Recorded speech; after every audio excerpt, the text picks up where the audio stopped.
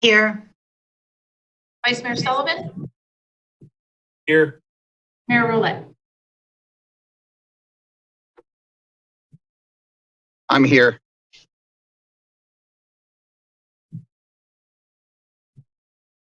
Can you hear me? Yes, we can hear you. Thank you. Okay, I'm here. We'll adjourn to closed session. Okay.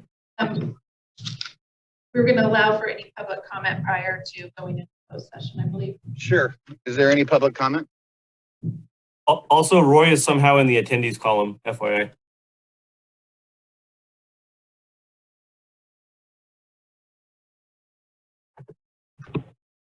Councilmember Stockton has been promoted to a panelist.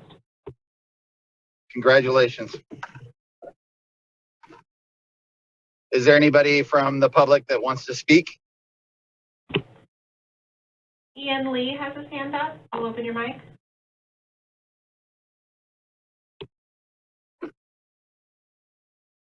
Hello, can you hear me? Yes, go ahead, Ian. Hi. Well, since this special meeting is restricted to items on the agenda, the only other item on this meeting is concerning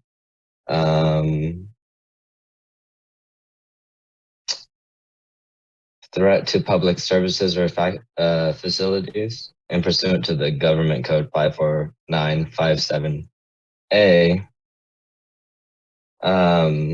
And I guess this will be direct, or I guess posed towards acting Police Chief Ian Schmaltzer and City Attorney Melinda Stewart. Is it the same Melinda Stewart that allowed Ron and Ray to remove special elections? My questions are what since there's no public knowledge on this, why is public comment pushed before any knowledge on what you plan to discuss or reveal to the public?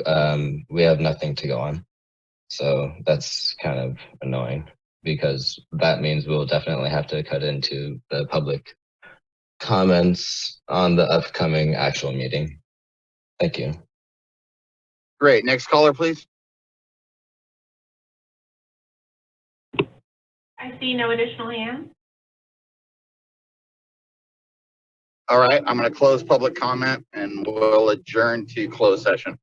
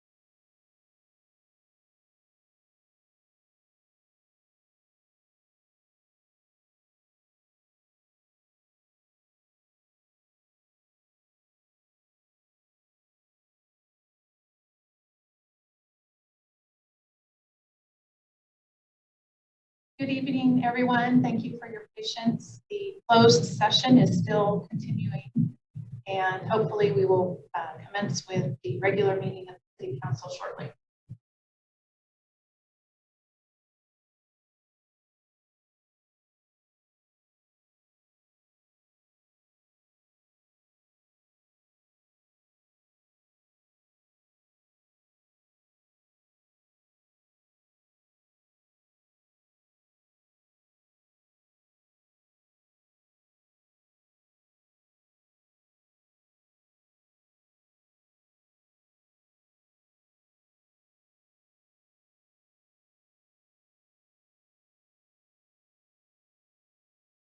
We're going to open up here in just a moment. We're trying to get our stuff together so I can make an announcement.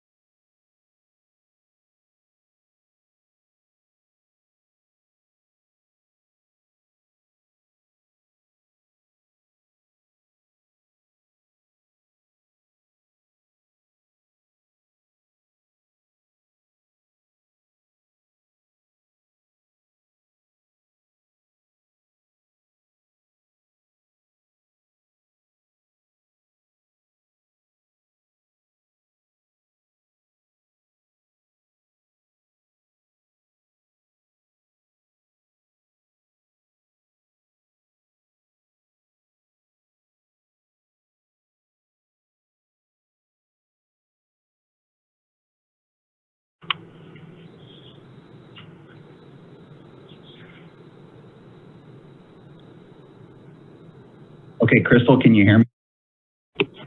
I can hear you, Mayor Roulette. And Wayne, we're live. Yes, sir, we are. Do we have our city attorney and city manager on? Yes, sir, we are here. Great. I have some fantastic news to report tonight.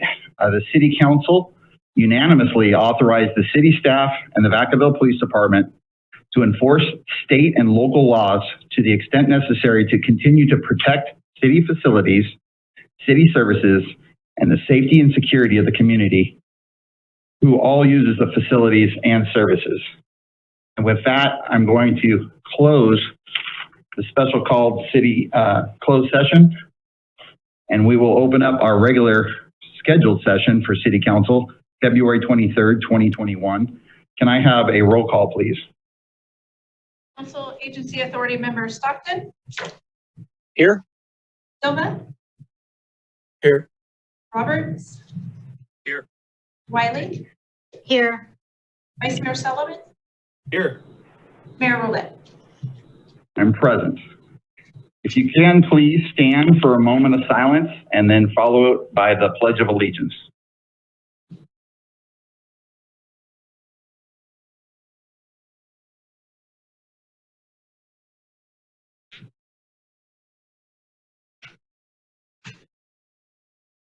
I pledge allegiance to the flag of the United States of America and to the republic for which it stands, one nation, under God, indivisible, with liberty and justice for all.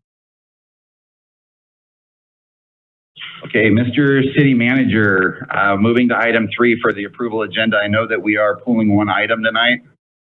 Yes, thank you, Mr. Mayor. Staff would like the opportunity to pull item 9A off of business and give us an opportunity to meet with the community to discuss further options and bring that back to council at a later date.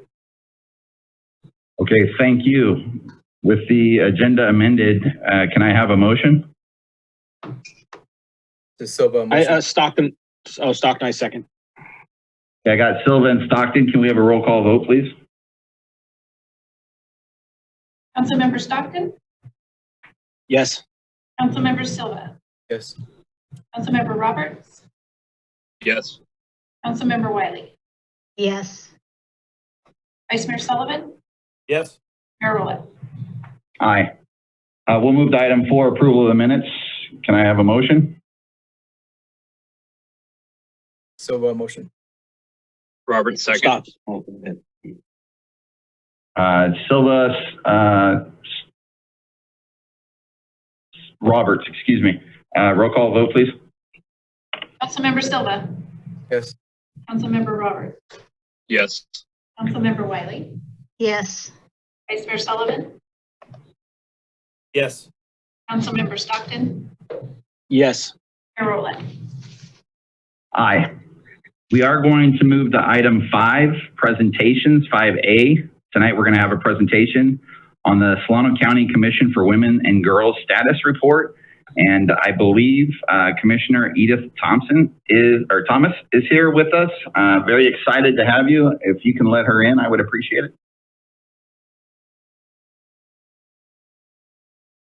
Oh, and we also, I apologize, we also have Chair Laura Petty. Sorry, Laura. Hello. Hello. Hi there. Is it possible to share the screen?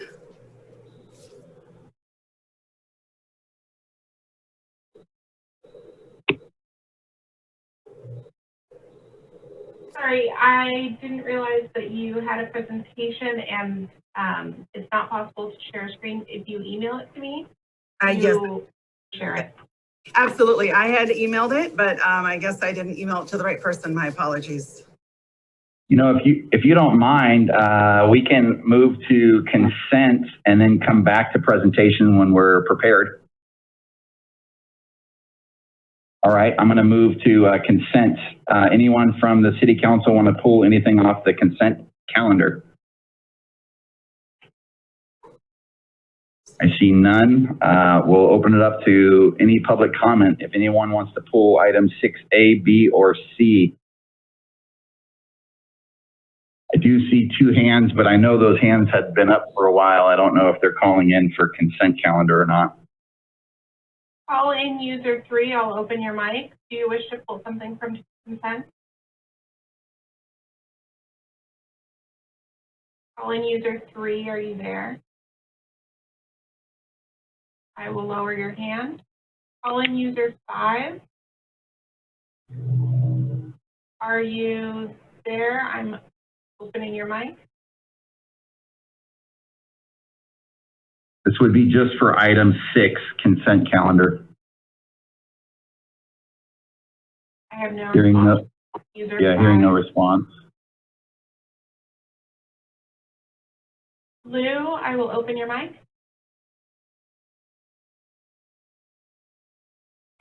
Lou, do you have something for item 6A, B, or C?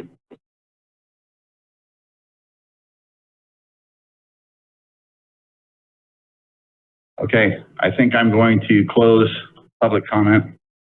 Entertain motion. Sullivan, Make a I'll move it. motion, Wiley. I got Wiley and Sullivan, I believe. Can we have a roll call vote, please? Councilmember Roberts, Yes. Councilmember Wiley, Yes. Vice Mayor Sullivan, Yes. Councilmember Stockton, Yes. Councilmember Silva, Yes. Mayor Roulette. Aye. I will go back to item 5. I hope we're up and ready to go. Crystal, are we good now? I have not received anything at this time, Mayor Roulette. Okay, I will. I can go ahead and just do an overview. I appreciate that. Sorry, we'll make sure we do a better job next time. No worries. This is my first time presenting, so it's a great introduction for me to learn. I want to thank you, Mayor Roulette and Vice Mayor Sullivan and council members for this opportunity to share.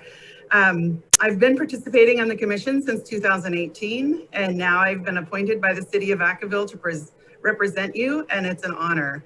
As you mentioned, I'm joined today with our chair, Laura Petty. Yes. Okay. I had sent out the status report that has been one of our major pieces of one of our major accomplishments, and I had sent it out to the group a number of months back. And it's a large piece of, it's a document about 40 pages long. And so I wanted to ensure that you all have it. And if you've had a chance to look it over, I was not gonna review all of it tonight. I wanted to just touch on a few of the topics. It's a limited overview of what's been going on in Solano County. It's not as thorough as we would have liked, but it's a snapshot and it's a beginning point for our commission.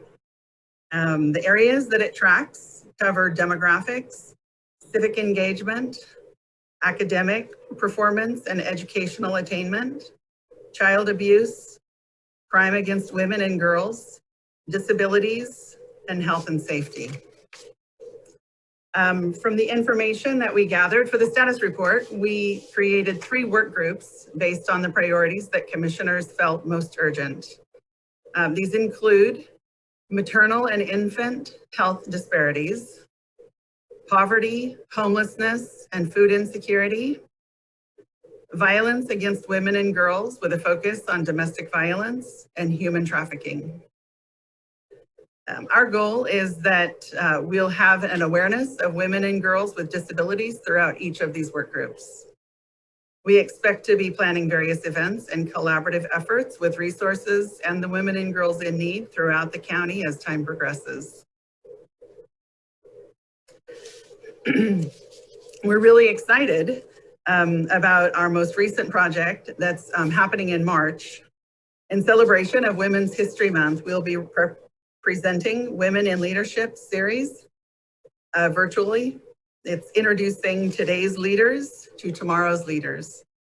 This will entail Thursday's Zoom events through March with a focus on girls coming out of high school and in their early years of college as the audience, hearing and participating in interviews with various professional women leaders from throughout Solano County, including a variety of ages, ethnicities, and fields of expertise. There's information available on our website, and I had this really cool flyer to share with you that has the Zoom addresses for each night. So I will make sure that I email that to the right person. I also just wanted to comment that we are active on social media. And if you're interested in tracking what we're doing, please follow us on social media. And that's pretty much it. I don't know if anybody had any questions. Thank you so much for the presentation. And I do appreciate, this was your idea to bring the information back to the council meeting. And I do appreciate it. Thank you so very much. I do have one hand up, and that's Vice Mayor Nolan Sullivan. Yes. Hey there, this is Vice Mayor Nolan Sullivan. We did receive your report in totality, so I really appreciate that. And I have gone through most of the packet itself. I think a couple things that immediately caught my eye were, looking at the kind of issue statistics or kind of the status report. Two things that jump right out at me were the first was domestic violence. So Vacaville is sort of in the top kind of nefarious group for domestic violence issues across the county. And then the second area that I actually felt was sort of maybe underreported and I wanted to shine a special light on was human trafficking. And so we have some really amazing staff in our vice unit that are actually working kind of regionally now to start a human trafficking and sex trafficking sort of work group and coalition across the entire community. And honestly, after hearing sort of some of the horror stories and kind of what they're seeing, I was sort of shocked. So I would love, any focus or any light the group can shine on specifically sex trafficking in Solano County of women and girls would be really helpful, because I really feel like that might be an area that because trafficking happens regionally, it doesn't necessarily happen in a single city. It's really hard to pin things down. So first and foremost is I wanted to call it the domestic violence stat to my peers and then to Vacaville PD and to all of the agencies here in town. Like this is a rally cry. And so I appreciate the data point. And then secondly, I wanted to specifically call out the human trafficking aspect, maybe back to the commission to see if you guys can do a little deeper dive and kind of give us your assessment on kind of what maybe is going on or what's not going on. I also really appreciated the fact that you call out civic engagement. Women hold nearly half or 44.7% of all Solano County elected positions, which I was shocked by, but I think that's fantastic. And so again, there's some really good statistics and facts in here. So whoever, it looks like you guys are doing a very deep dive on the work, and I really appreciate the work you're doing. The second thing I wanted to say really quickly was Edie, when you were nominated to be on this panel, I had a mental snafu and I didn't do my research and I sort of spaced out and I didn't vote for your appointment. And then we met after, and you're a wonderful person. You're such a tremendous champion for women and girls in Vacaville as well as the disabled. I just wanted to say publicly that I really appreciate what you do, and I apologize for not doing my homework and not voting for you when we appointed you. And I just wanted to say a big thank you to Laura Petty for the work that you're doing.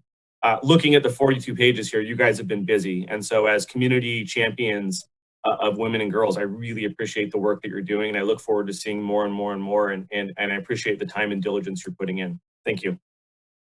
Thank you so much. I will take these comments back to our groups. The more that we learn about human trafficking, the more shocking it is. And I know that it's a regional issue. And so I think that there's so much more to learn and work together. Maybe we can have a connection with your vice. I think you said the police force has a vice group working on that. So maybe we can have connection with that. Absolutely. I'll make that connection offline. Perfect. Thank you. Councilmember Silva. I guess I don't want to repeat a lot of Nolan's praise, but essentially, I see a lot of, familiar faces that stood up to participate in this, and just know that that doesn't go unrecognized, and we all truly appreciate that. So thank you, and looking forward to how we continue to empower our women of all ages. Thank you. Thank you. Councilmember Wiley. I also just wanted to say thank you very much for your work. I know it's a big project and looking at, the whole scope of a woman's lives and girls as well. And I also wanted to say, I got it by email, and the ahead of time, so we appreciated that. And thanks for setting up the March Zoom meetings. I look forward to those on Thursdays. And I've gotten several emails about those from other groups as well. So I think that that will be well attended. So continue to do the work that you're doing, and I appreciate it. Awesome. Thank you so much. We're excited. It's going to be our first venue like this. And if it goes well, which we're expecting that it will, there's a possibility we'll be doing it annually. Vice Mayor Sullivan wants to say one more thing. One more quick question. Thank you, Mayor. So Edie or Laura, can you let us know where the public can actually find this report or get access to this report? And then Aaron, can staff maybe work to put this somewhere on the city's website to make sure that it's accessible? But I know you've got the website up now, but can you explain to the public, for those that are maybe listening on the phone, where they can access this awesome report? Yes, absolutely. It is on our website. The excuse me, the whole status report, which is that 42-page report. And the part that I was going to share today, that's it right there. The part that I was going to share today was just simply an overview of all of these things. It is also on the county website. There's information about the commission, and I'm not sure if the status report is uploaded there, but we're still working on our website. You know, we're all volunteers, so we're not all super savvy with website construction and whatnot, but we're working on it. So we're hoping to keep things clean and improve as we go along. Thank you so very much again, the both of you. Keep up the great work. We are going to move to item 7, and this is business from the floor. This is time to address the City Council with any issues that are not on this agenda and that are within the Council's subject matter jurisdiction. So let's open up the phones. I have the timer ready. Christian Cisneros, I'll open your mic.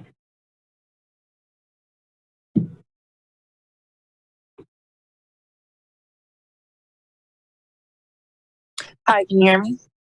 Yes, go ahead. Hi, good evening. Okay, a couple things I wanted to bring up. First, this past week or so, there was some information that was released, some statistics, I believe provided by our former chief, Carly. And it was mentioned or publicized during the prayer walk that recently happened. And the statistic I'm specifically referring to is the suicide attempts in Vacaville. From 2019, it went from 6 to 2020 to 88, and increasing by 1,366%. I like to ask staff if they could possibly publish those statistics and make them available to the public, and specifically also where they came from, if that can please be made available. The other thing I wanted to bring up is that with the departure of Chief Carly, I know that there have been talks about an audit that should be happening for the Vacaville Police Department. And I would love to suggest that if we can please have that audit completed and the results to come back for us to improve on those things before we start recruiting for the new police chief. And one last thing I wanted to mention is just the misinformation. I know I've talked about this before, but the misinformation that is out there, specifically one person, Kenny Meeks, that was spreading lies about Solano Unity Network, about people working in the community, people that are fighting for good things in the community. It's putting people in danger. We've asked you guys to please try to get this under control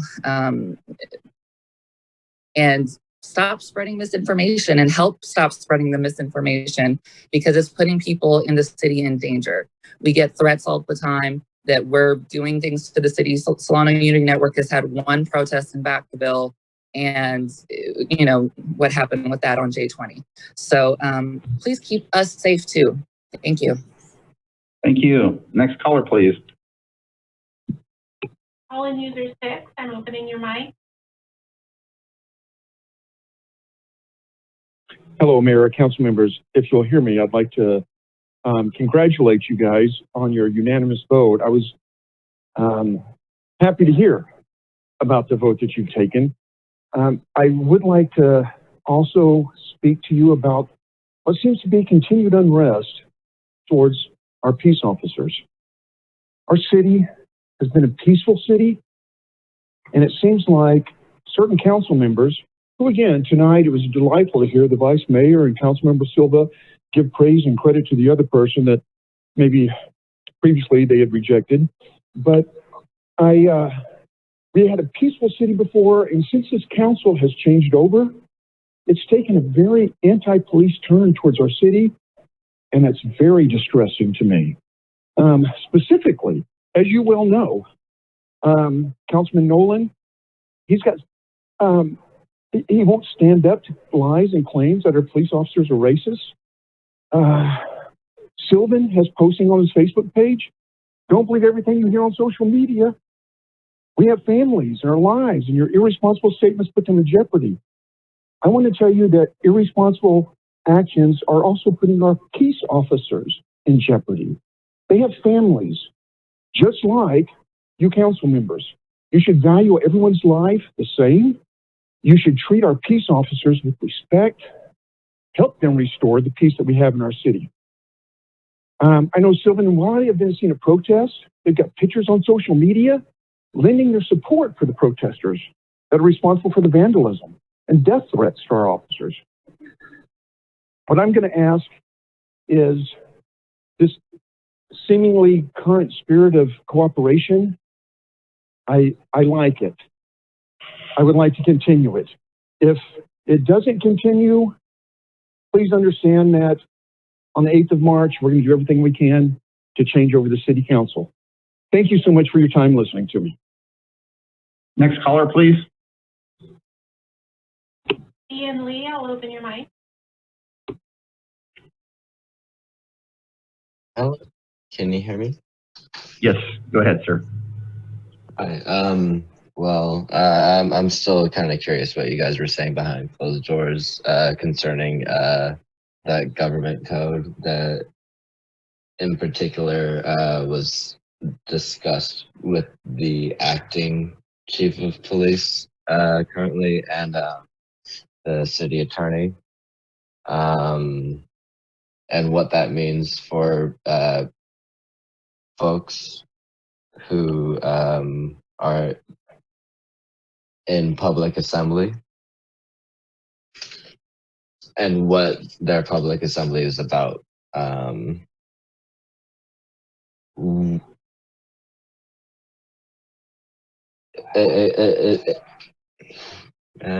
dude, like we were having such great lengths and strides towards like being more transparent. It is confusing, or well, not really confusing, kind of expected that Carly would retire. You know, like he seemed pretty checked out. I never got any copies with him. So that's a thing. Is the public going to gain insight on how the new chief of police will be instated and what criteria they are willing to have, if they're willing to do more than just say they're going to have a cup of coffee with us and then fall short and not do anything? Or will this new chief of police actually listen and interact and understand what it's like to be a person of color or a minority or any sort of like displaced group in Vacaville? Because a lot of Vacavillans don't know what it's like to live in Vacaville when the pressure's always on. And that's the sad truth that you guys should consider. That's all. Have fun, Ron. Thank you, sir. And yeah, we did report out, you probably missed it. I'm sorry you missed it, but we did report out exactly what we discussed in closed session. Next caller, please. Karen Parks, I'll open your mic.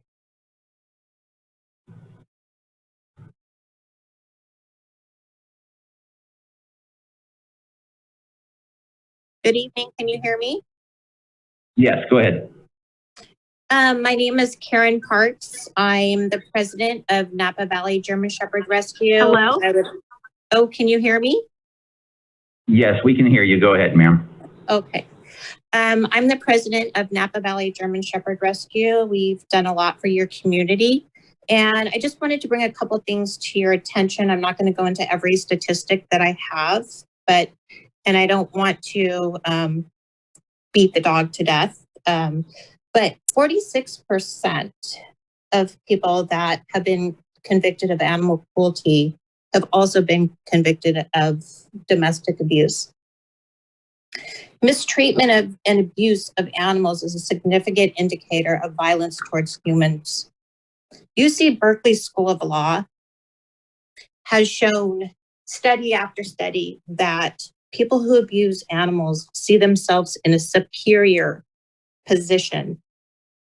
Therefore, anything inferior to them will be hit or abused as they see them as inferior. Domestic abusers, as I said, are oftentimes animal abusers because they lack empathy and consciousness. And there's plenty of studies out there. Everyone can listen. I ask you to hear one thing. When I had my dog at a public area recently, I have a Dutch Shepherd, resembles a police dog. There was a little boy, and he asked me, "Excuse me, ma'am, do you hit your dog?" And I said, "What makes you think I hit my dog?" And his mom kind of frowned. He said, "I saw it on TV." He said, "Is your dog a police dog?" And I said, "No." He said, "Well, the police was hitting the dog."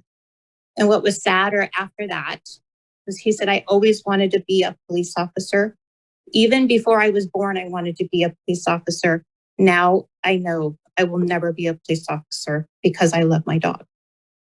So I'm asking you to take these statistics seriously. I may not live in Vacaville, but I spend money in Vacaville and I work in Vacaville. And I don't want to come across a police officer that is likely to cause abuse towards the community as well. Last thing, quickly. I talked to a gentleman, he's Hispanic in nature. And he told me that he came in the States the right way. And that he was employed and never really had any reason to. Ma'am, your 3 minutes are up. I'm sorry. Next caller, please.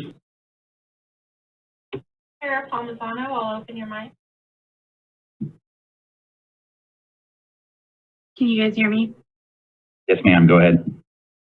So I wanted to bring attention to the obviously quite inflated stats that the faith community was touting about crimes in Vacaville and the number of calls. The only way they could have gotten that was from inside City Hall, either staff or cops. And that hasn't been reported out anywhere. It isn't available on a website. It isn't available anywhere.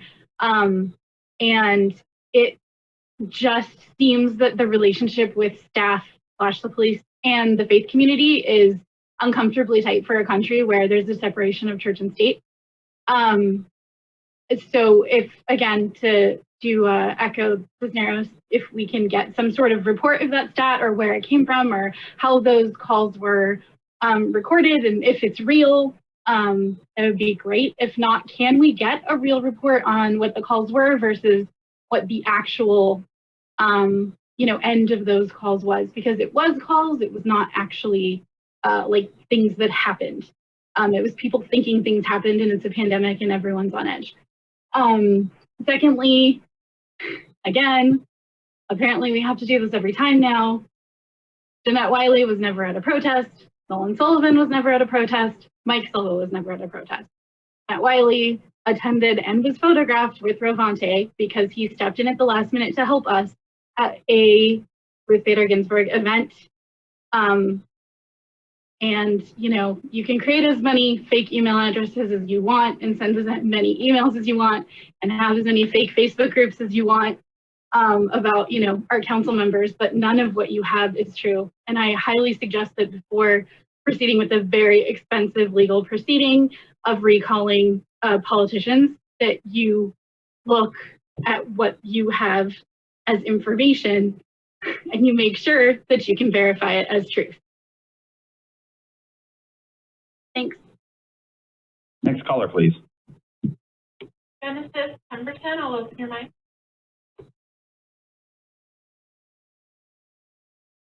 Hello, can you hear me? Yes, go ahead. Okay, thank you. Thank you for allowing me to speak today. So I want to bring attention of an issue. It's actually an issue in 48 states, but it's one of the issues in the state of California is ending child marriage with no exceptions for our local city of Vacaville. I'm hoping that you would take that in consideration because right now child marriage is still legal with an exception. There's no age limit, so a 12-year-old can get married. And also, as long as a judge approves it and parent it has consent. Like y'all brought up earlier in your meetings that we have a human trafficking issue especially in the Bay Area. Right now, we statistically, the numbers have been going up, especially during the times of COVID, especially regarding child marriage. I have sent out an email to our mayor with resolutions and everything with the information on details about child marriage and ending it. So sorry, I'm talking fast. I'm nervous. So I'm hoping that you would consider making that as a resolution in the future, vote on it so the child marriage can be ended with no exceptions, because no one, no one should get married under the age of 18. You're still a child, and that not only affects your livelihood, but statistically, it also impacts your education. And their numbers will show, along with that, that when you force someone under the age of 18 to get into a marriage, for whatever reason, they don't have the same opportunities educational-wise, and also that doesn't help with mental illness and increase of abuse. So, thank you. Next caller, please. Danielle Shea, I'll open your mic.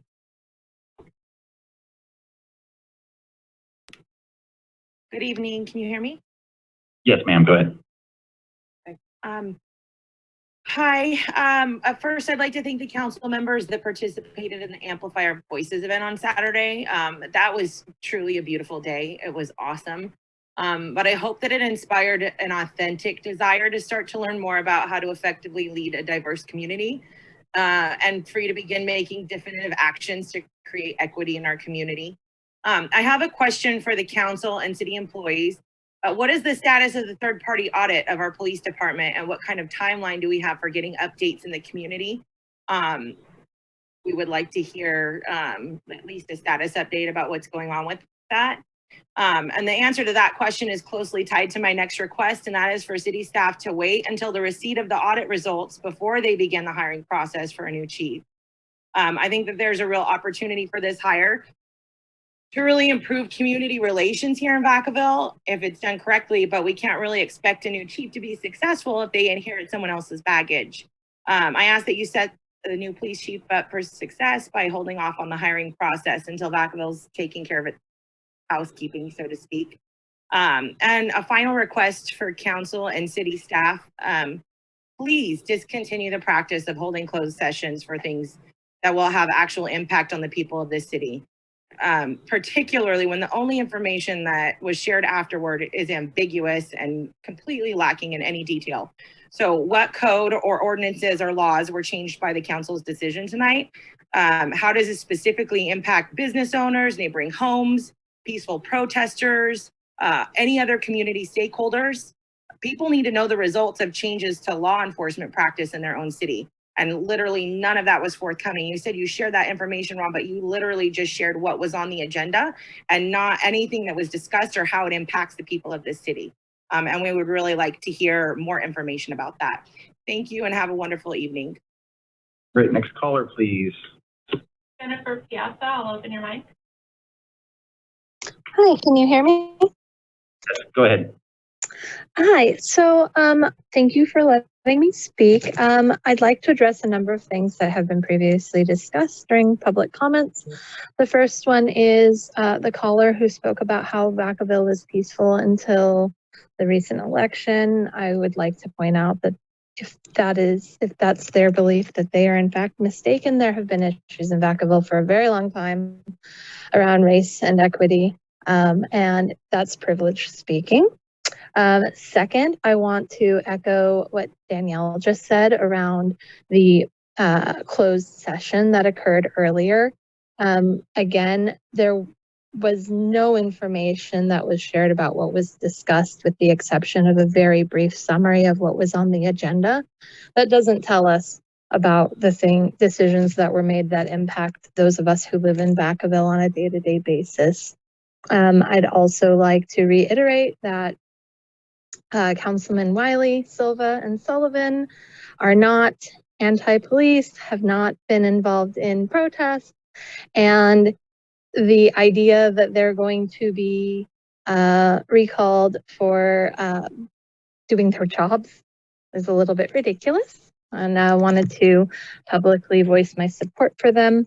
And then again, what Danielle was talking about around the third-party audit of the police department, and some transparency around that, where is that at, and ensuring that there's transparency around the hiring of the new police chief, and ensuring that we're choosing somebody that represents all of the people who live in Vacaville and will ensure there's equity amongst all of the citizens of Vacaville. Thank you. Next caller, please. Bradley Larson, I'll open your mic. Yeah, I'd just like to echo the statements of previous community members. I don't feel that we should appoint a new police chief until we have finished an audit. And I feel that moving forward, we need to have more transparency for sure between the police, the city council, and the people, which means that we can't have these closed sessions behind closed doors with no public comment, or the public comment was restricted just to the beginning, meaning that people who arrived, I don't know, 2 or 3 minutes late had no option to raise their hand and had to sit there with the silent screen, not quite sure what's going on. Furthermore, I feel that we need to hold not only our police, but like our city council members accountable.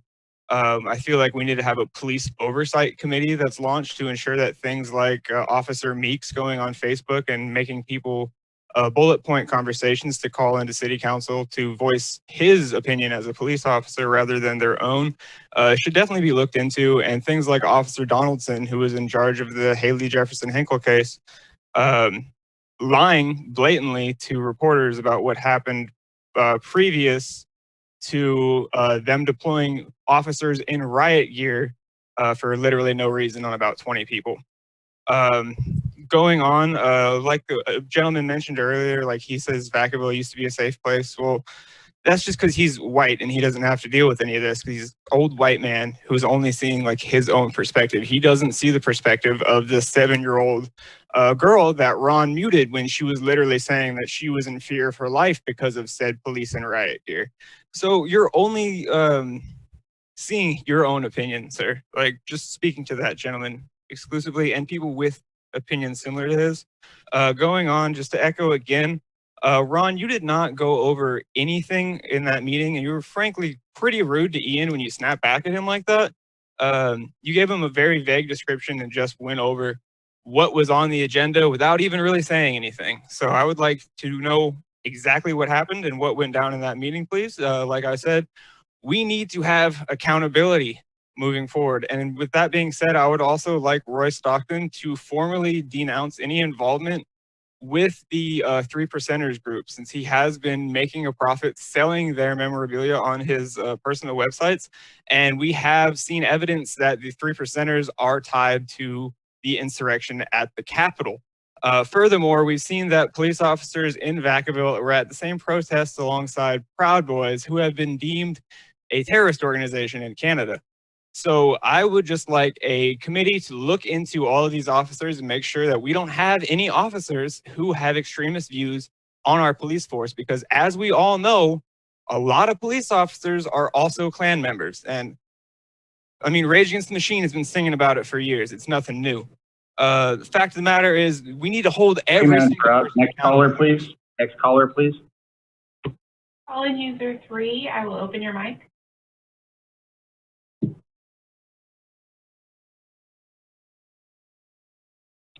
Hi, thank you for taking my call. Since the last election, Vacaville has experienced the worst violence in history. Violent protests, vandalism, graffiti, attacks on downtown businesses have all been incited by the city council that meet with the groups that terrorize the city and wanted to fund the police. As a result of the lack of support by city council, police officers are leaving your city, including the recent retirement of our police chief. If you will not support the law-abiding citizens, they want to recall you. Thank you. That's honestly all I have to say. Next caller, please. Ravante Robinson, I'll open your mic.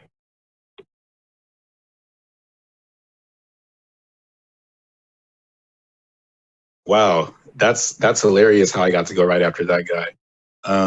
So first thing I want to say is being in a picture with me does not make somebody the king or queen of socialism. And shout out to the cool Karen who spoke up earlier, because the K9 situation was still never handled. And so I want to say something that, I had, since people want to talk about meeting with these groups, which are really not the same group that you're talking about. But someone said that we need an undersight committee, seeing, stopping bad offers from getting in the first place. The people, sort of getting to hire the cops anyway. And the person who said that was Roy Stockton.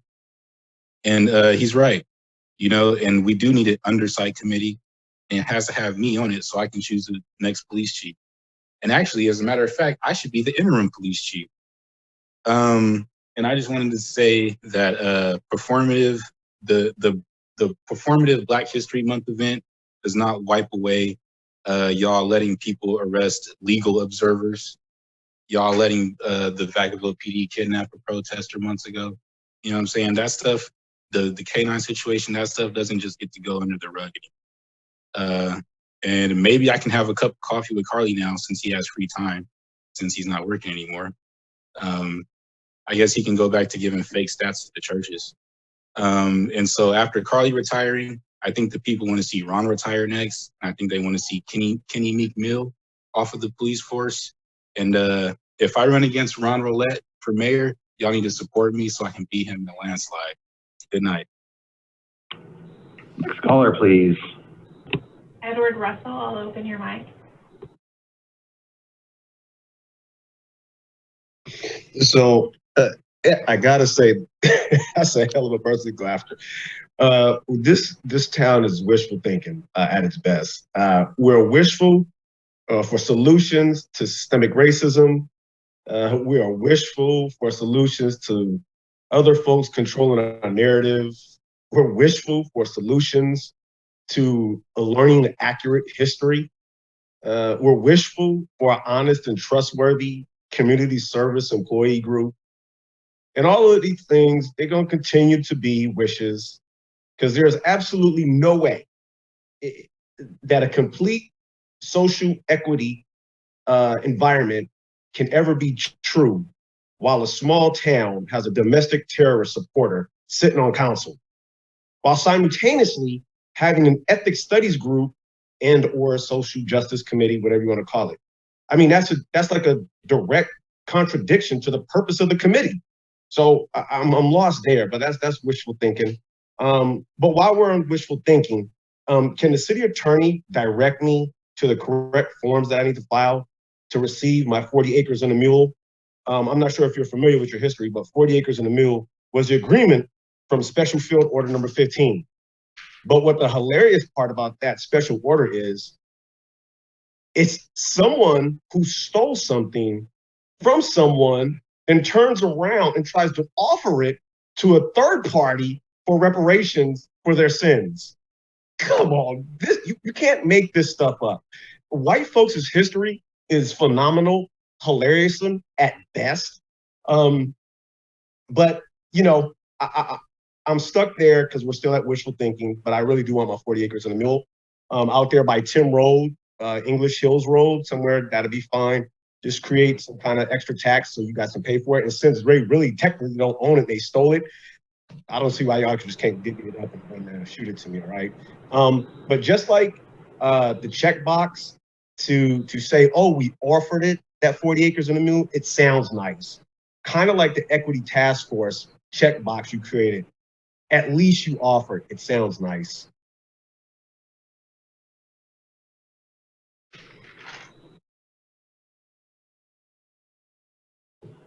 Okay, I believe the caller is done. We will close public comment. Ron, I had a couple questions and comments. I do see your hand up. I was just going to call on you. Vice Mayor Sullivan, go ahead, sir. So I was saving two of these questions for my council member comments at the end of the meeting, but I'm going to save all the callers on the line the time to do that and ask them now, because I was going to ask them anyways and they were asked by other callers. But a quick statement really quick. The second or third caller to the last, and then I think the second caller had some comments again, which we've heard these a couple times now, and they're usually pretty close to the same.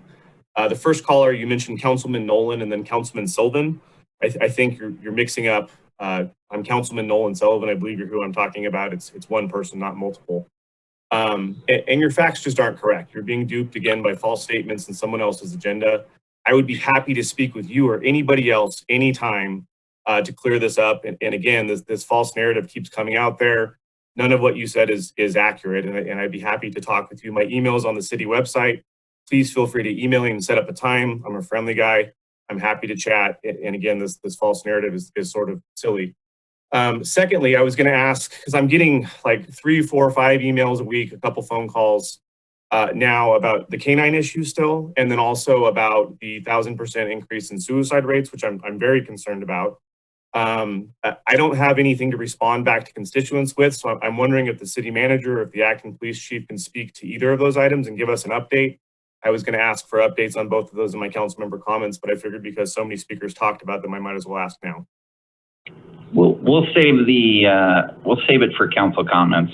I don't mind if you're trying to protect yourself from somebody saying something about you, Nolan, but for council comments, we'll save it for council comments. Okay. So we'll move to item 8A, Mr. City Manager. Thank you, Mr. Mayor, Vice Mayor, members of the City Council. This first item is a resolution confirming the 2020 annual report and levy of collection of assessments and the Downtown Vacaville Business Improvement District, and approval of the renewal of the Downtown Vacaville District Management Agreement. Tim Patton, our Economic Development Manager, will make a presentation, followed by Brooke Fox from the Downtown District. Thank you, Mr. City Manager. Good evening, Mayor, Vice Mayor, and City Council members. This evening, you will hear a presentation from the management team for the Downtown Vacaville Business Improvement District. Acknowledging that the City Council now has 4 new council members, I ask for the City Council's indulgence as I give some brief background information on the creation and purpose of a Business Improvement District, or BID. Under the California Streets and Highway Code, Section 3600, the Parking and Business Improvement Law of 1989, any city in the state of California is allowed to create a business improvement district. This law allows for the creation of a BID and grants the city of Vacaville the authority to collect a fee from the business in the district, which in turn provides the operational funds to manage the district.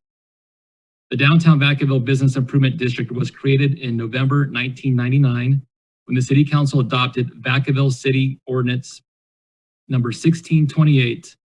As an economic development organization working on behalf of the city of Vacaville, the BID is tasked with assisting the city with its efforts to grow the downtown economy by providing business development services to the businesses in the district and to revitalize the social and physical appearance of the district.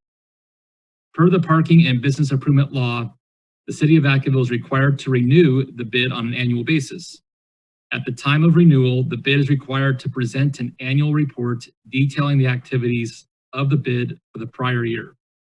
The BID is also required to present a management district plan, which we anecdotally call the business plan, which details the improvements and activities provided for the upcoming year. This year, the BID management team has made a request for the council's consideration to transition the organization from the current yearly awarded grant-based management situation or scenario to a fee for service agreement model, which provides a one-time fee for services in the amount of $55,000. Having provided this information, background information, I would like to present to you Brooke Fox, the Executive Director of the Downtown Business Improvement District, and she will present the business plan and year-end report at this time. Good evening. Can you hear me? Yes, ma'am. Go ahead. Okay, wonderful. Good evening, Mayor, Vice Mayor, City Council members, Mr. City Manager. Welcome to the annual recertification of the DVBID. We are a proud member of the Main Street Alliance and also the International Downtown Association. Next slide, please. Okay, so these are some of the things that bids, as Tim mentioned, typically do. On the left here in orange, you can see that these are the areas in which our organization tends to create programming.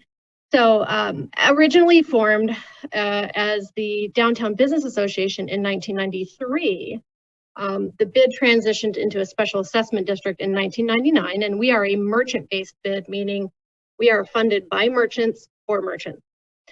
So, and on the right side, you'll see the areas in blue. We don't typically provide operational funding for those areas, but we advocate to city staff and to our community partners to advance and advocate for improvements in those areas. Next slide, please. Here's a look at the bid by the numbers, and these numbers are as of December 31st, 2020. So this is how this year measures up against the year prior. So as you can see, we had 61 new business licenses issued in 2020 compared to 94 in 2019. We had 26 closed business licenses that we're tracking. 11 of those are actually linked to one business that moved across town. So just because we mark it as closed, it just means it's left the district. So it's important to note that our closure rate for last year in 2019 was 15. So we're on par, perhaps a little, of course, a little bit inflated from last year. So we have 400 storefronts approximately and office suites in the district. The vacancy rate has grown. I don't have an exact number for you, but I can tell you anecdotally that especially on Main Street, the vacancy rate, we count about 8 available storefronts. And it's important to note here that COVID didn't necessarily create those vacancies, but they have led to longer vacancy times. So many of those businesses were already transitioning out of the district before COVID, but now it's even harder for landlords to fill those spots. So moving on to the jobs creation. So there were 177 jobs created versus 320 in 2019. And the jobs lost are about on par from last year. If you look on the right side, you'll see Zone A versus Zone B. The bid is divided into 2 districts, Zone A being what you would normally think of as the core district, the historic district, Main Street, Merchant Street, Parker Street, and also the movie theater area. And then the B district is a little bit further out. So you'll have, for example, Mason Street, Stevenson Street, Cernan Street. Retail and restaurants make up 13% of our district as a whole, which is, it's up from 12% last year, which I'll take an extra percentage, makes me happy. There were a total of $54,789 raised in bid assessments in 2020. And the year prior is around 61,000. So we are, of course, down, and we're going to continue to see those numbers be down for the next couple of years. Bid fees range from $25 to $875 annually, and the average bid fee paid by a downtown business is $117. Next slide, please. Here are some of the 61 brave new businesses that have opened their doors in downtown in 2020. Despite everything the pandemic tried to throw at them, these folks bravely soldiered on, many of them relocating their businesses from other areas to downtown because they saw an opportunity. Next slide, please. Okay, so this photo says it all. April 7th, downtown Vacaville, 2020. Next slide, please.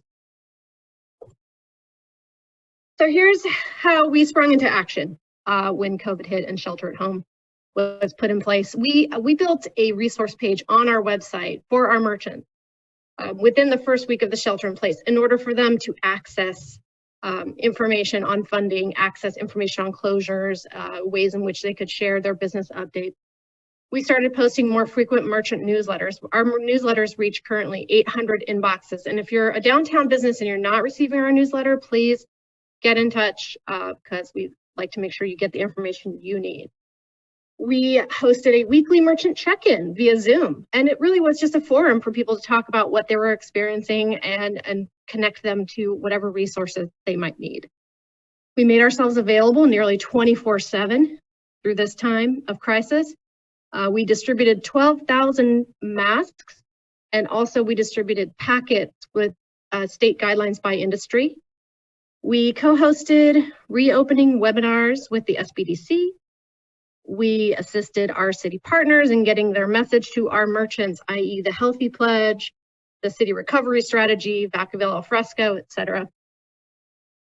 So we're proud to say that through all this hard work, we feel like we're beating the odds because recent statistics show that 1 in 6 restaurants have closed permanently nationwide, but of our 33 downtown restaurants, 0 have closed permanently.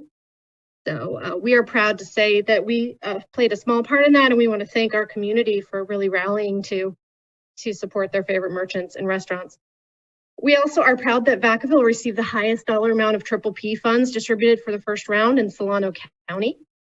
And of the 40 businesses who received the City of Vacaville CARES Act funding, 17 were located downtown. So we're proud to say that we help people get access to the funding they need.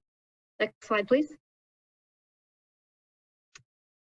Okay, so we've got a lot of red on this calendar. We jumped into the battle wounded while facing our own deepening cash crisis at the bid. So events are our second biggest reason why people visit downtown, aside from restaurants, according to a recent study. So this is where I would normally tell you about the thousands of festival goers and hundreds of volunteers that came out to throw a gigantic festival on Main Street that filled downtown restaurants with new customers and gave us all a sense of that hometown, authentic downtown pride. But that was not how 2020 decided it wanted to go. So as you can see, there's lots of red on this page here. We canceled 35 events. And more importantly, when we did cancel those events, we saw a catastrophic loss of $200,000 in gross income and a $63,000 loss in net income to the bid for the year. So here's how we survived. So we reduced our staff time by 20 to 30%. We froze all non-essential spending. Our advertised spending was frozen. We requested disbursement of the remaining $10,000 in 2020 funding set aside by the City Council, which we just received today. Thank you. As a 501c6, we were ineligible for PPP first round funding. We're officially on the wait list for the second round of the California State Relief Grant. And we were ineligible for the Vacaville City Grant Fund due to our 501c6 status. So we pivoted by developing new COVID-safe event plans. We launched a new line of branded merchandise, our mugs and our tote bags. And we applied and received for an EIDL, Economic Injury Disaster Loan, in the amount of $132,800 to be used for operations to sustain our organization for the next 2 to 5 years of recovery. Next slide, please. Okay, one bright spot began to emerge in the spring of 2020. The farmers market is considered essential under state of California guidelines. The market launch was delayed by 2 weeks so that new safety protocols could be established for merchants and also for our attendees. The season was scheduled to run 25 weeks, but we ended up covering about 24 after cancellations, a 2-week extension. And we also had attendance was down due to COVID, of course. We had to cancel a week due to wildfire smoke after, of course, the catastrophic wildfire in Solano County. Several of our vendors actually lost property and crops in that fire. So there were several other weeks during the market season when the air quality was borderline unhealthy. And so that also contributed to a lower attendance rate. But The people that did attend the market, we're very grateful and considered the market a lifeline for their community during this time. So we were proud to be a part of that for Vacaville. Felt like Vacaville needed it more than ever. So last thing we did this season was we created a farmer's market tote bag to sell at the market. We used artwork created by Richard Rico, and we sponsored it through a partnership with our downtown businesses. And that tote bag is for sale on our website, and it supports the market. Next slide, please. Okay, so the trick became, how do we invite you back downtown, but also keep you safe? So we developed some messaging in terms of, obviously inviting you to our farmers market, but also developed some directories to allow people to access the merchants and the restaurants that they so wanted to support.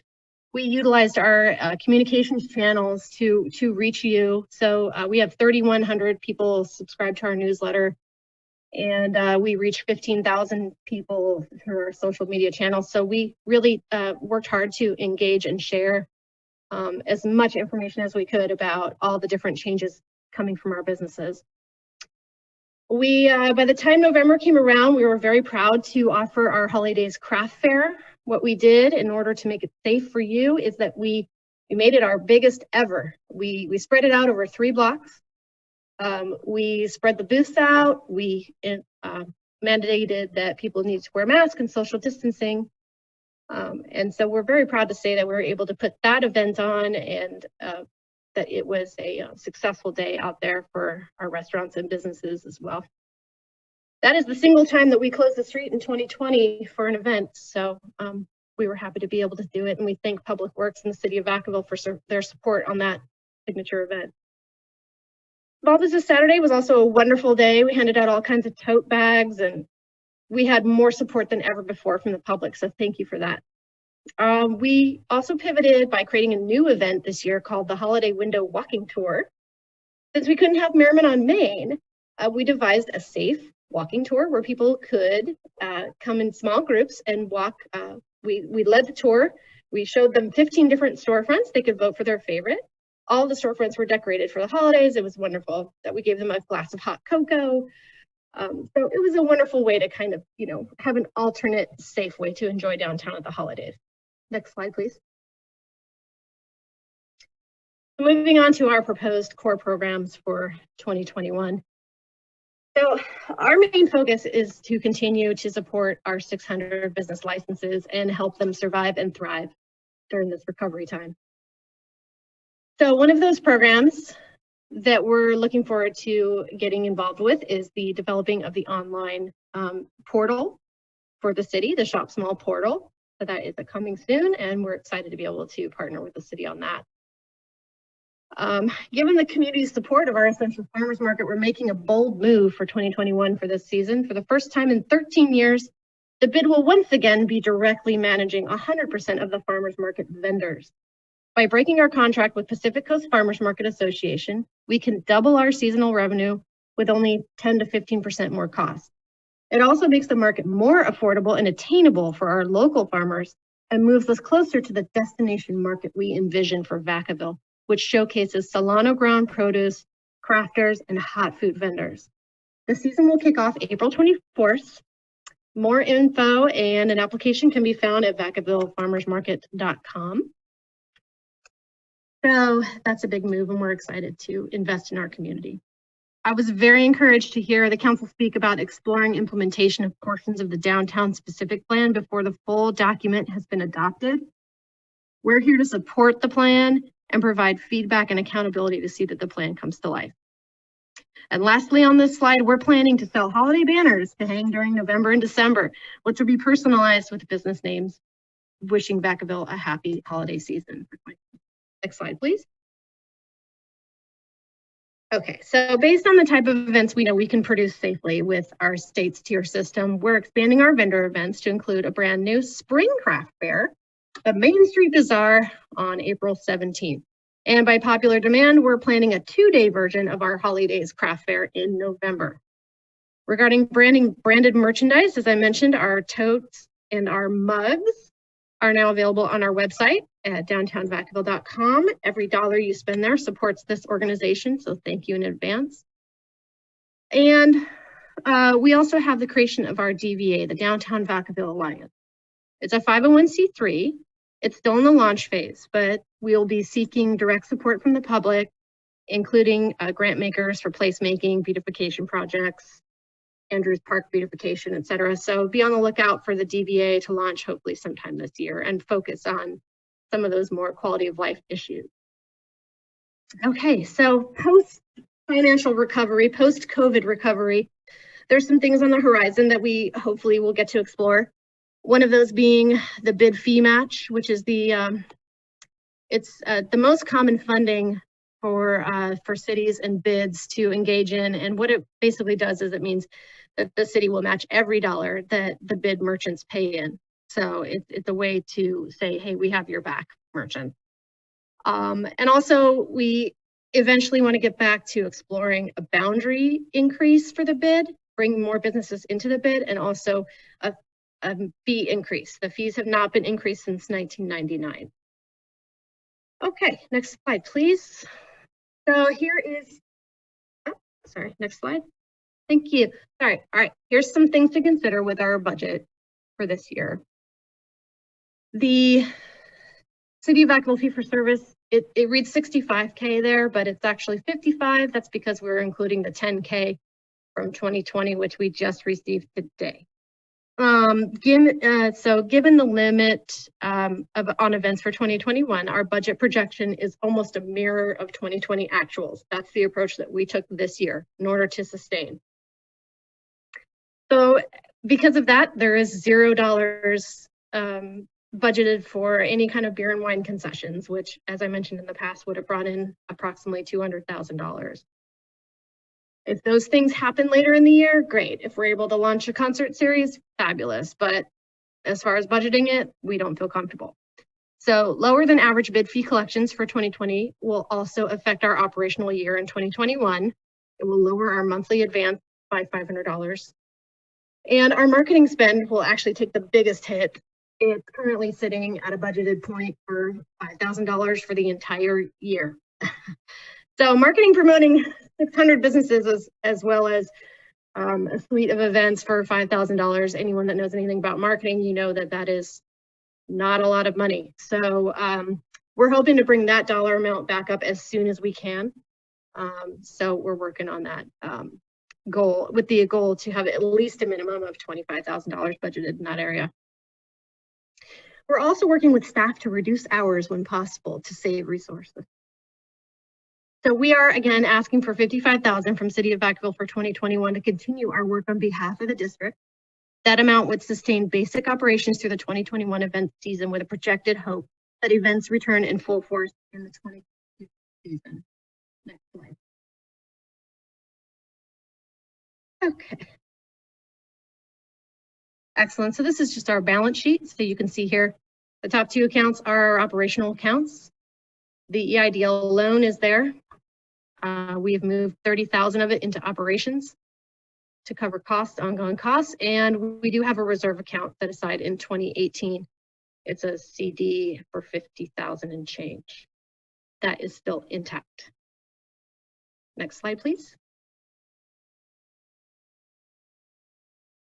Okay, so that concludes my presentation. I'm just gonna say a million thank yous here. I just want to thank the city leaders for your support, and many of you attended our inaugural Black History Month event this past Saturday, and we appreciate all you do for downtown Vacaville, and we're excited to bring you more programming like that. Thanks to my staff, Aisha Gutierrez and Anthony Ferrantino, for hanging in there during this tough year, rolling with the punches, while we tried to do our best to bring you the services that you deserve. Okay, so I want to thank President Dean Roberts. He's the president of my board of directors. I want to thank my board of directors for all their time and care over this last year. Many of them were struggling to save their own businesses, so I thank them for making time for this organization. Thanks to the merchants, we're rooting for you. Thank you, Tim Padden and Don Burris with City of Vacaville, for your guidance over the last year. Thank you, Public Works and City Special Events Team, for your work to implement our plans to pivot in the pandemic year.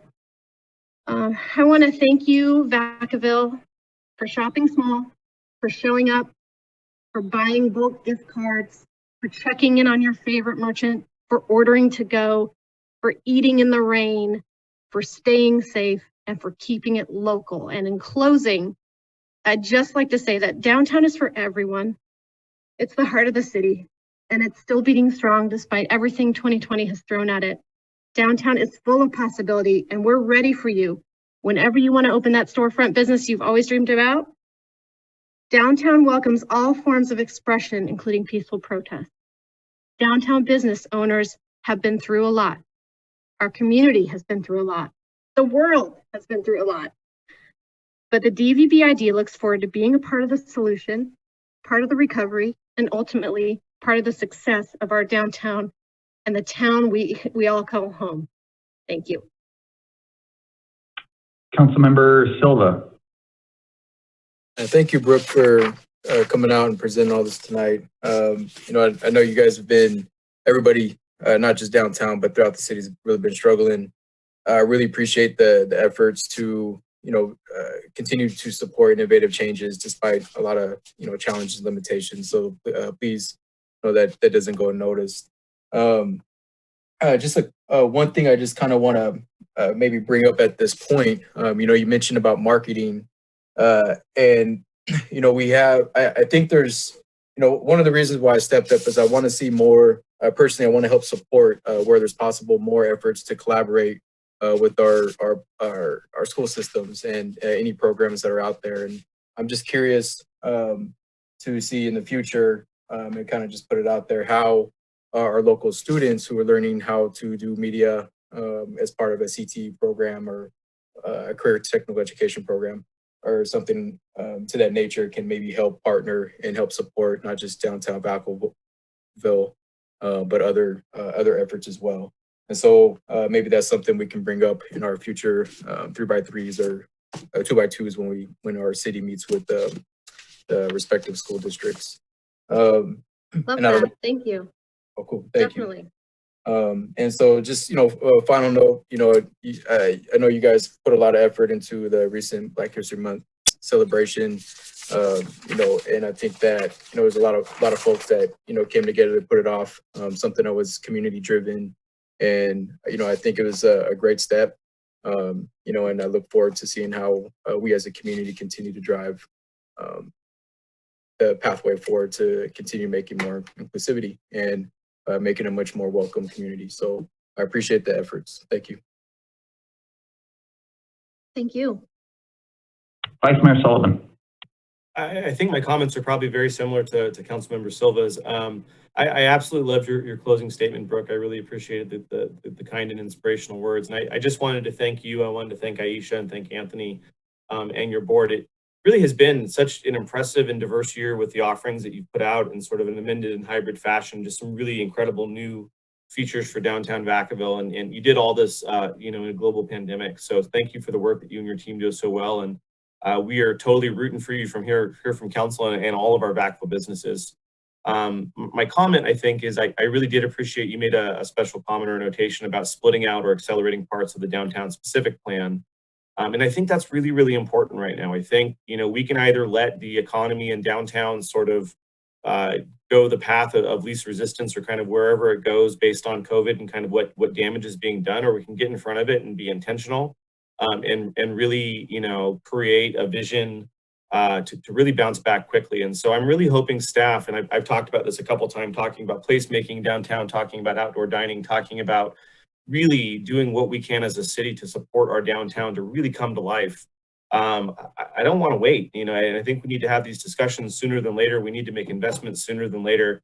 If, you know, we wait any longer, the summer's going to be here and the vaccine's rolling out. So I really hope staff can maybe engage with your team and maybe we get the EDAC back involved and we start talking about, you know, really how to jumpstart downtown and be proactive to the best of our ability as a city to partner with the bid and partner with downtown businesses to really do some things that will put us in a great position, you know, come September or late next year.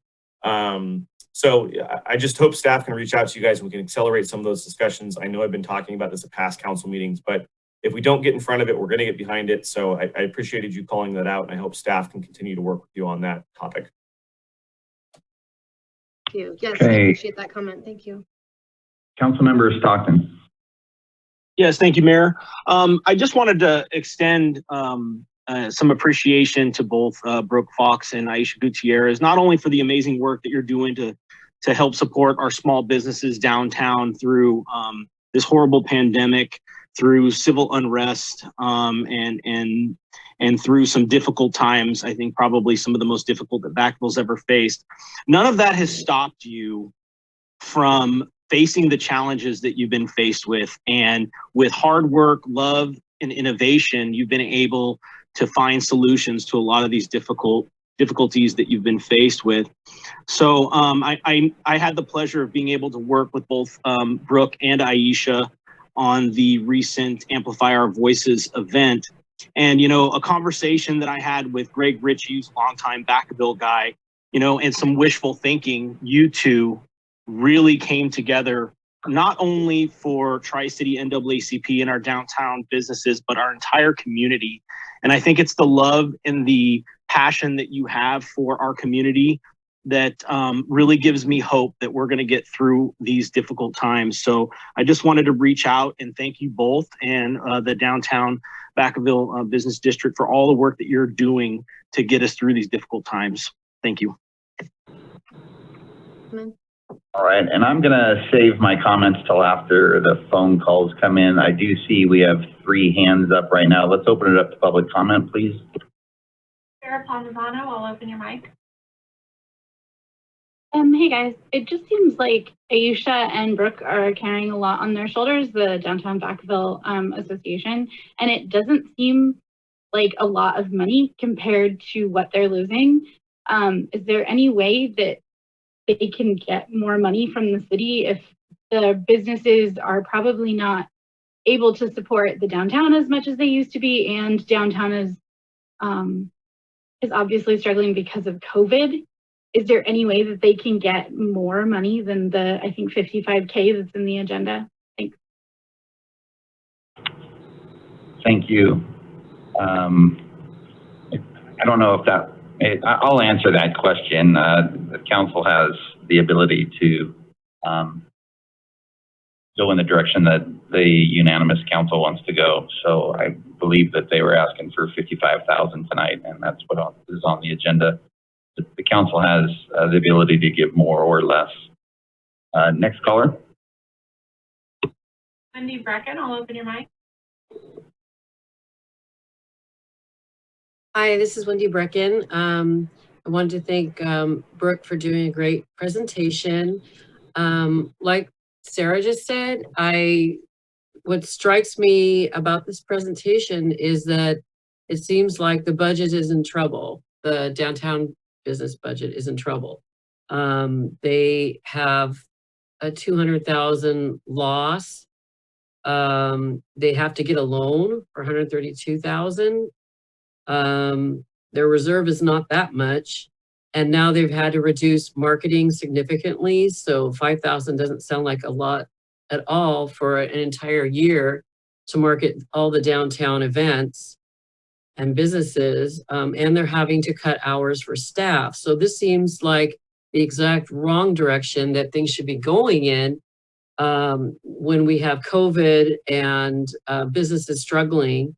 And so one of the solutions proposed was to increase fees on businesses now when they're struggling. I would think that instead the city council might want to increase the amount over $55,000 that is going to the Downtown Business Association. I would just ask you to consider that. That's all. I think this is an incredibly important program. It's one of the strategic goals is to, get downtown revitalized and get it back to where it should be and maybe better than it was. So we need to give them the budget so they can help do this. Thank you. Okay, next caller, please. Danielle Shea, I'll open your mic.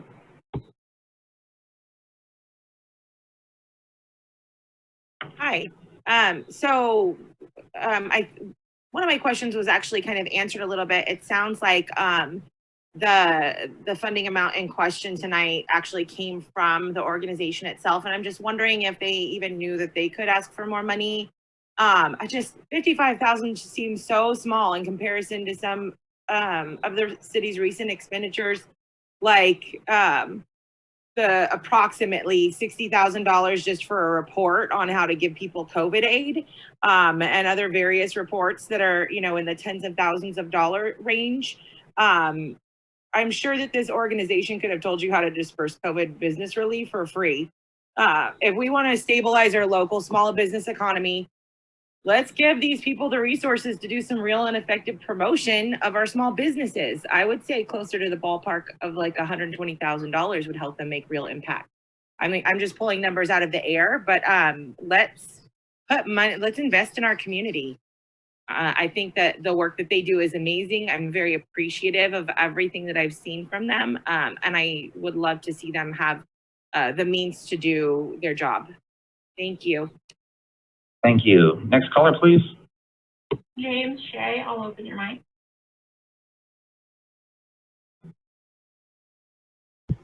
Can you hear me? Yes, go ahead. Okay. Thank you for letting me speak. I wanted to jump in and I guess echo pretty much what the other caller said, and request at least 100,000. I mean, 55 is so small. This group just put on an amazing event, Brooke and Aisha, on the 20th for the Black History Month celebration. And I'd love to see them put on more, but that obviously takes money. And I'd also like to suggest that council or staff looks at the lighting in the downtown area. I don't know if you guys have to partner with Public Works or whatever department that is, specifically in regards to safety. I mean, I live about a block away, and it's pretty dank and dark at nighttime. Lastly, just let's give this organization money to help boost the businesses downtown. They really need it because of the losses from the pandemic, and this organization is already an expert in knowing the area and how to help these businesses. Thank you. Thank you. Next caller. Ian Lee, I'll open your mic.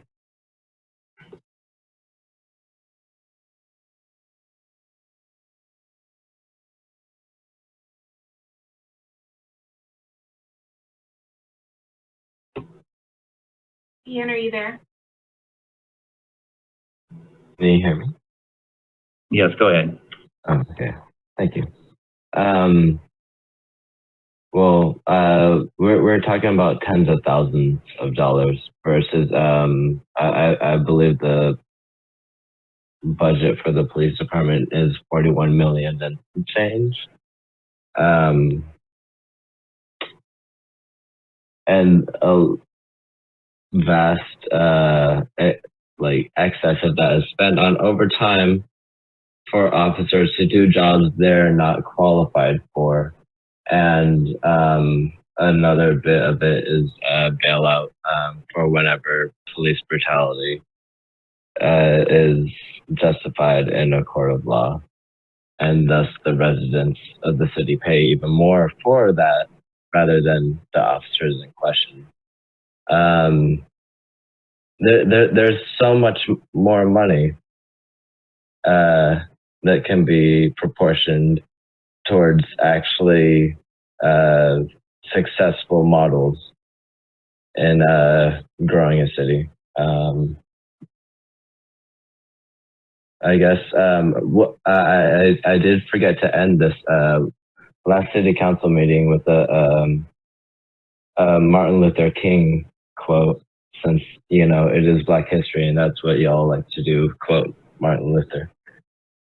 So rioting is the language of the unheard. And for the last year or so, we've seen peaceful assembly after peaceful assembly being met with aggression, either through the state or through radicalized other citizens, right-wing ones,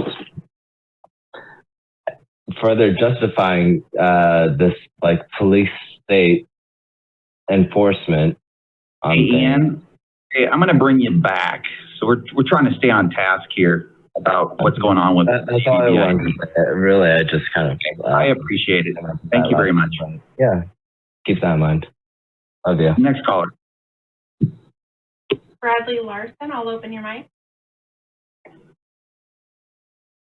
Yeah, I would just like to echo some of the statements of the previous people who called in agreeing that $55,000 simply is not enough money for all of these events. Like that list of events, I think they said 35 of them had to be canceled. That's a lot of events. Like $55,000 for 35 events, and you say that you are depending on downtown Vacaville to bring in people to help boost the economy. Well, I mean, if we're depending on it to help boost the economy, I feel like we should put some more money into it and actually give them the chance to put on more events and do an even better job than they're already doing. And I'd just like to take a second to thank Brooke and Aisha both for the wonderful work that you have been doing with such a low budget. I don't know how you guys have been doing it for however many years you've had to deal with this, but I am very pleased with what you have been able to put on in the Black History Month. Although I was not able to attend, I did see the live stream and it looked very nice. And so thank you guys for that. And then again, I'd just like to echo Ian's statements and asking that, are there any other places that we can look that we can maybe strip some funding from in order to give these ladies some more funding to help our community out? Like you stated several times in tonight's agenda, you state that community involvement is super important to you guys. So let's take some action. Let's do something about it rather than stating it and then offering like $55,000 and saying that that's okay for these guys to put on so many wonderful events for us. Furthermore, I'd just like to echo the fact that we spend like over $40 million and we are given over $300,000 to the top 10 paid police officers in this county, or in Vacaville rather, one of which is Donaldson, who we still have not heard anything. I'm gonna do the same thing. We're trying to stick to the subject, which is the DVB ID. I do appreciate your comments, but we're gonna move on to the next caller. Alicia Minion, I'll open your mic. Hi. I wanted to thank Brooke and her staff for the wonderful work that they do.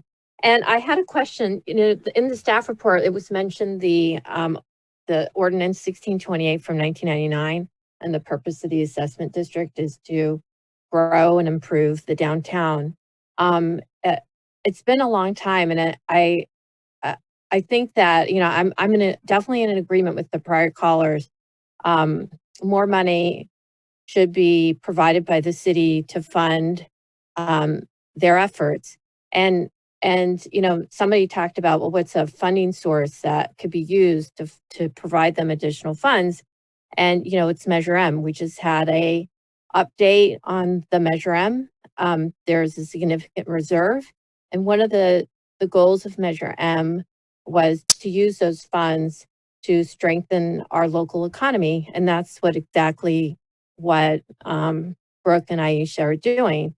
And so we have a source of funds, and maybe what council could do is go ahead and approve the $55,000, and then Brooke could spend the next 30 or 60 days figuring out, you know, if money was not an issue, what programs would they implement, and realistically, how much would that cost to implement, and then come back to council with another figure, and there could be an additional disbursement to strengthen our downtown. And which is precisely, again, like Wendy Breckman said, it's one of our strategic goals, and it's one of the goals of Measure M and its use of sales tax revenues. Thank you so much.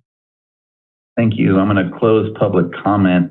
I actually, before I go back to the Vice Mayor, I'm going to ask if Don Burris, if you would like to speak on that. And I'm sure Brooke would probably like to speak on that. You know, they know that they can ask for more money. I think Brooke was asking for the allotted amount of money. And I don't want for her to feel bad that everybody jumped on this phone call and started, you know, telling everybody to put more money into it. So I'll give her an opportunity to speak about why they asked for the exact amount of money that they did. But if we can have Don Burris speak first, I would appreciate it. Thank you, Mayor Roulette. Good evening, Vice Mayor, council members. I'm happy to address this situation. Brooke Fox and I and her team in 2018 began the development of a budget enhancement program. Traditionally, for most business improvement districts, the fee that the city pays them, because it actually is a fee for service arrangement, the bid is actually an extension of the city's economic development department, tasked with traditional economic development activities to help grow the economy of the downtown businesses. So traditionally, that fee is determined by what the bid actually needs and how much money is collected through the bid membership. So as Brooke pointed out, our bid membership fee has not been increased literally in 20 years. And also we have a few members in her district that don't actually pay their fee. So it kind of keeps the bid a little hamstrung with being able to provide the services that they really need to be providing, other than events. Events are just one portion of what business improvement districts are tasked to do. So working with Brooke and the advisory board, we developed a budget enhancement strategy that would include expanding the bid boundary, which of course would expand their budget, to also work with the city to increase that fee for service so that it's commensurate with the amount of fees that we collect from the merchants, which normally tops out at around $65,000 a year is what we're actually collecting from the merchants. And then the third leg of that strategy was to create the nonprofit organization that Brooke mentioned this evening, so that they could apply for grants, state and federal grants, and other funding sources to help promote the bid as well. And then the last leg of this four-legged stool would be for us to look at creating an actual property-based improvement district. And that is very similar to the current format, except now the property owners will pay a little bit of an assessment into the bid. Now, this provides the organization with enough funds to provide the services, whether it's retail consultants who come in and work with our retailers to show them how to merchandise, how to take care of their books, whether it's restaurant consultants that come in and work with their restaurants to show them how to upgrade their menu, upgrade the decor of their restaurants so they can actually bring more guests in, and also provide the bid with more funds to do marketing outside of our community, because that's the greatest benefit, economic benefit, is for them to be able to bring people from outside of Vacaville into downtown Vacaville. Those dollars multiply through our economy tenfold when it's dollars from outside of our community. So yes, definitely the bid could use more financial resources. I think at this point, I would recommend that we take a pause so that Brooke and our team can review her budget and then look at what the real deficits are and how we can supplement that. But I think it might be a little premature to arbitrarily throw a number out tonight without us actually taking a look at where do we need the most impact. Great, thank you very much. I do have a couple of council members with their hand up. I do have Council Member Silva.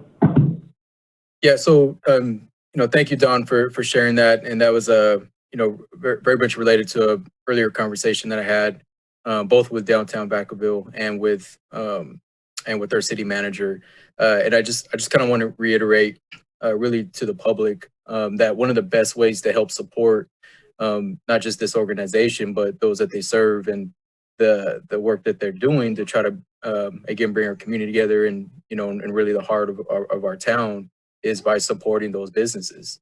And so that's how things are driven. That's how we become much more sustainable, and how Mr. Burrs had mentioned our ability to bring in outside support is not just outside customers isn't just for that it also expands to our ability to be able to help recruit businesses that can bring better paying wage jobs, and that allows us to be able to afford better cost of living and homes and the quality of life that a lot of us are seeking. So So I just kind of want to reiterate that. And again, thank you. And I truly do appreciate the public and their support for them because they do great work. Thank you. Thank you. I'll jump in now. And first and foremost, I want to thank Brooke Fox and Aisha for all the work they're doing. They're doing a fantastic job. I've always been a huge advocate for the DVVID. But I do want to point out some things that I hopefully the audience can understand. We don't just have the DVVID. We have the chamber. We have Visit Vacaville, and I know these folks all work together. If you would have seen a few slides back, you know, a lot of the literature was all intermixed with everyone. And if you start arbitrarily just running out and giving people a lot more money because it's going to make them do a lot more things, we have to be careful because we have lines of people out there that want to do great things for the city. And we have lots of nonprofits that want to do great things for the city. And although I do appreciate everything the downtown DVBID is doing, I do also have some big concerns. And my concerns are a lot of the businesses have been contacting not only me, but the rest of the city council about things that are going on in the downtown. They are concerned about their businesses reopening. They're concerned about what's going on with protests on Sunday. And I'm concerned with them too, because as we hopefully continue to open up and start doing indoor dining, you know, we have to make sure that the downtown is thriving. And so I'm going to just ask Brooke to make sure that she's talking to everyone, all the businesses downtown. And I'm not saying that you're not, but I just feel like I'm getting a lot of feedback. I know some of the other members on the council are getting feedback from the downtown businesses that aren't exactly really thrilled with what's going on. And I would really hope that you guys can all get together and listen to their concerns too, because, you know, obviously they're the number one asset to the downtown is our businesses. I am fine with the 55,000. And Brooke knows that we've had many meetings, and I think it'd be great when we start to expand the DVVID and when we start to look at the fees and upgrading them. However, right now, you know, my concern is your marketing, you know, to lose marketing during the time that we probably need it the most, I'm nervous about. I hope you guys can go back and look at that. I know that, you know, you only have so much money, but, you know, sometimes we just have to make the hard decisions. And I'm hoping that you guys can go back and hopefully figure out a way to do some more marketing for the downtown, you know, and we're not through this pandemic yet. So I am worried about the ongoing challenges that are coming up. And I have no problem tonight approving the 55. I think that's where I would be at anyway. And I just urge you to make sure that you're getting in touch with all your businesses and make sure that you know, we're not forgetting the marketing aspect, because at the end of the day, DVBID supports the businesses, and that's what you guys should be doing. So thank you for everything that you're doing. I am going to make the motion to do the 55,000, and I do see Councilmember Silva. Let me just see if I can get a second, Silva, and then I'll have you jump in. Love a chance to respond to you, Ron. This is Brooke. Yeah, no, absolutely. I'll get to you. I made a motion to uphold the 55,000. Is there a second on this board? Mr. Mayor? Yes, go ahead. City Attorney, I'm sorry. I just want to make sure that you're making a motion to move the entire staff recommendation, which I think involves Sure. reaction. Yeah, thank you for the clarification. Am I able to make a second and a amendment? Well, we can let the motion fail, and then you can re-up it if there's something else you want to do. But I just made the motion to uphold what the recommendation was. If there's not a second, then I'll withdraw my motion. I have a question, Mr. Mayor. Sure. If this is seconded, would that would she still be able to go back and see if she needs more money and come back to us later? I don't think, and I'll, you know what, I'll give that back to the city attorney, but I think she can come back to us and ask for anything that she wants. Yes, I would agree. We could put a different agenda item on a later agenda. Okay. If she wants to come back and ask for more money for the bid. Okay, then I'll second. And, you know, Mike, just to save us all some heartache, is there something that you definitely wanted to put in there that you wouldn't vote on this tonight? I'd just like to make a friendly amendment if possible to increase the fee to $65,000 and request that staff work with the DVBID to address their budget deficit and come back with a fee recommendation. Say that again. I'm having a hard time on my side hearing you. Sorry, it's probably my mic. I'd like to make a amendment. So if that's possible, just to increase the fee to $65,000 and to respectfully ask our staff to work with DVBID to address their budget deficit and to come back with a fee recommendation. Okay, I would say that would be a completely different motion. So we'll stick with the motion in the second. We'll do a roll call vote. If we don't get the roll call vote, then we can move to another motion. Just to reiterate, we're going with the staff recommendation. We had a motion from Rolette, second from Stockton. Can we have a roll call vote? I have a quick question. Oh, yes, sir. Thank you, Mayor. So once, so I'm asking for about 10,000 more, which I'm familiar with the budget and the impact, the negligible impact that would make with that. So if I support that, then I would vote no. Yeah, you would vote no for the motion of the recommendation tonight. Thank you. Can we have roll call vote, please? Councilmember Wiley. Yes. Vice Mayor Sullivan.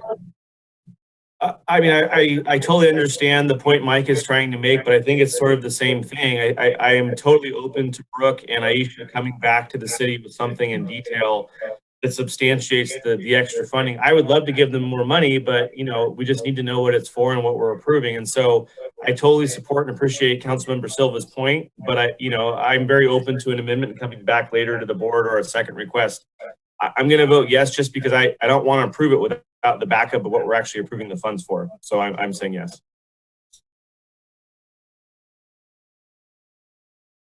Councilmember Stockton. I want to ditto Nolan, and my vote is yes. Councilmember Silva. Respectfully no, just because I think it's pretty straightforward on my end. So, but I totally understand and respect the plan for it.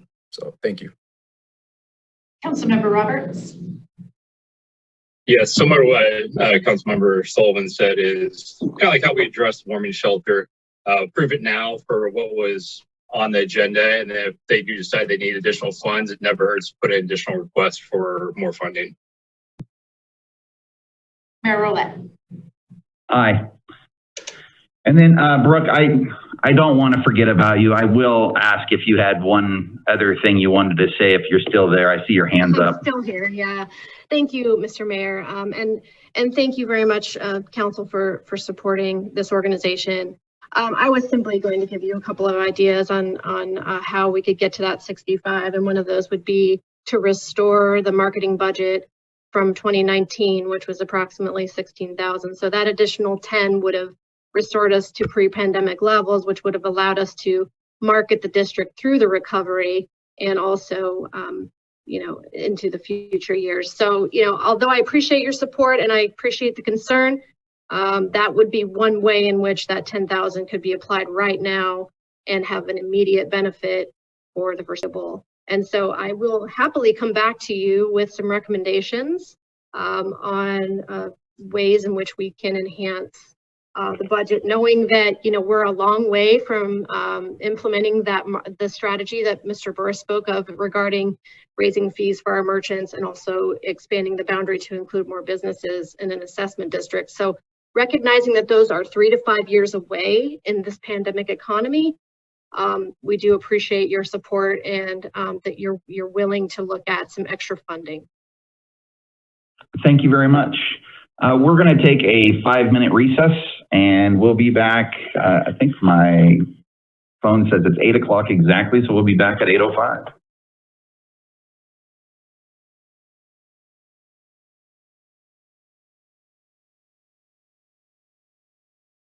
Thank you, everybody. Have a good night.